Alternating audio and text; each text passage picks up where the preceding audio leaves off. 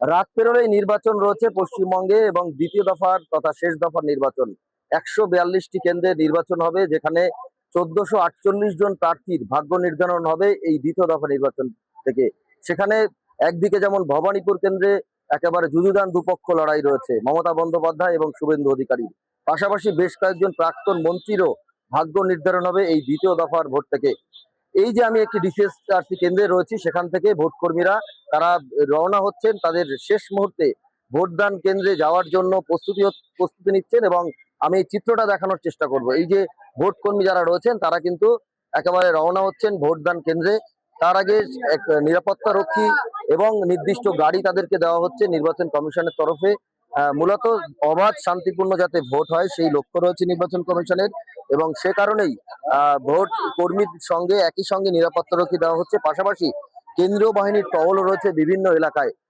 এই যে এলাকার এখান থেকে ভোট কর্মীরা যাচ্ছেন তাদের কতটা নিরাপত্তা সুনিশ্চিত রয়েছে আমি একটু জানার চেষ্টা করব।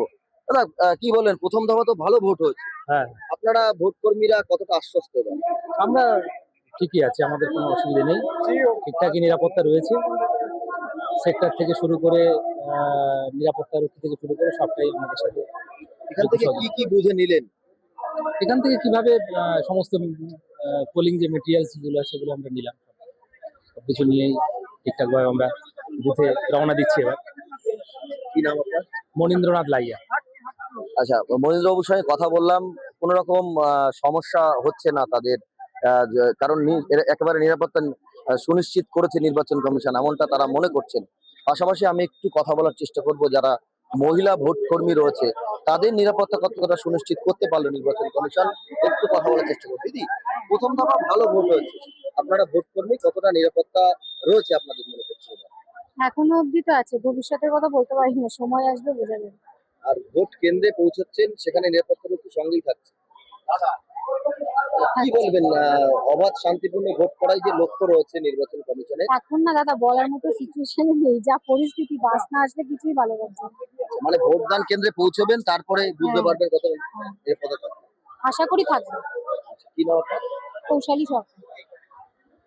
আরেকটু কথা বলার চেষ্টা করব যারা ভোট কর্মী রয়েছে, একটু কথা বলার চেষ্টা করি। কতটা নিরাপত্তা সুনিশ্চিত হয়েছে এবার? আপনাদের প্রথম দফা তো ভালো ভোট হয়েছে। হ্যাঁ, প্রথম দফার ভোট তো মোটামুটি ভালোই শান্তিপূর্ণ ভাবে হয়েছে, কয়েকটা বিক্ষিপ্ত ঘটনা ঘটেছে। আর এখানে তো কালকে ভোট, দেখা যাক কি হয়। এখনো পর্যন্ত ঠিক আছে।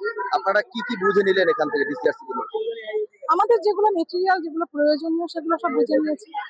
আচ্ছা, আর সঙ্গে নিরাপত্তা রক্ষীও যাচ্ছে? হ্যাঁ হ্যাঁ, পুলিশ চেক করা হয়ে গেছে। কি নাম আপনার?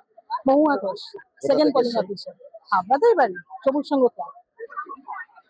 হাবড়ার বাসিন্দা মহুয়া দেবী, তিনি ভোট কর্মী, তিনিও যাচ্ছেন এবং নিরাপত্তা নিয়ে যথেষ্ট সুনিশ্চিত রয়েছেন উনিও। আমি কথা বলবো, আরো একজন রয়েছে ভোট কর্মী। দিদি, এবার ভোট নিয়ে কতটা দুশ্চিন্তা কাটলো? অন্যবার তো অনেকে দুশ্চিন্তায় থাকে ভোট কর্মী। হ্যাঁ, এবার আমরা প্রথম দফার ভোটে যা খবর পেয়েছি বাহিনীর জন্য হয়তো অনেকটা নিশ্চিত হবে। আর আমাদের নিরাপত্তা কতটা সুনিশ্চিত আমরা এখনো পর্যন্ত বলতে পারছি না, বুথে গিয়ে বুঝবো। তবে আমাদের একটা সবিনয় কথা আছে আর কি, আমাদেরকে তো পাঠানো হয় এবং ভোটের ডিউটিতে কেউ কিন্তু খুব স্বইচ্ছায় যায় না, বাধ্য হয়ে যায় তারা। সেখানে যেটা মহিলা বুথ করা হয় সেটা যেন ইলেকশন কমিশন, এবছর আমরা গিয়ে কি দেখবো জানি না, যেন অন্তত মহিলাদের জন্য যে স্যানিটাইজেশন ব্যবস্থা পরিষ্কার পরিচ্ছন্ন রাখে। সেটা যদি না করা হয়, দুদিন ধরে আমরা বাড়ির বাইরে এভাবে কিভাবে থাকতে পারবো, তাদের সেটা বোঝা উচিত, কারণ তারা প্রত্যেকেই তাদের পরিবারে তাদের ফ্যামিলি আছে। ফলে এই ব্যাপারটা যাতে নিশ্চিত হয়, নিরাপত্তার চেয়েও আমরা এটা বেশি ভাবছি। স্যানিটাইজ, কেন আমি আশেপাশে সকলের সঙ্গেই মহিলাদের সঙ্গে কথা বলছি, প্রত্যেকেরই একটা জিজ্ঞাসা, কোন স্কুল কোন কলেজ তার স্যানিটাইজ ব্যবস্থা কিরকম।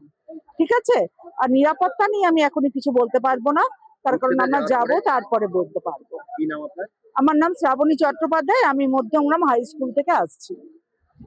মধ্যমগ্রাম হাই স্কুলে কর্মরত শ্রাবণী দেবী বললেন যে নিরাপত্তা সুনিশ্চিত কিছু যতটা হবে তার থেকেও বড় রয়েছে মহিলাদের যাবতীয় ব্যবস্থা কতটা রয়েছে, এবং ভোট কেন্দ্রে তারা যাচ্ছেন এবং ভোটদান কেন্দ্রে গিয়ে তারা কিন্তু একেবারে নিরাপত্তা সহকারে ভোট কর্মীরা যাতে ভোট দান কেন্দ্রে আসতে পারেন এবং ভোটাররা যাতে ভোট দিতে পারেন নির্বিঘ্নে, সেদিকে লক্ষ্য রয়েছে।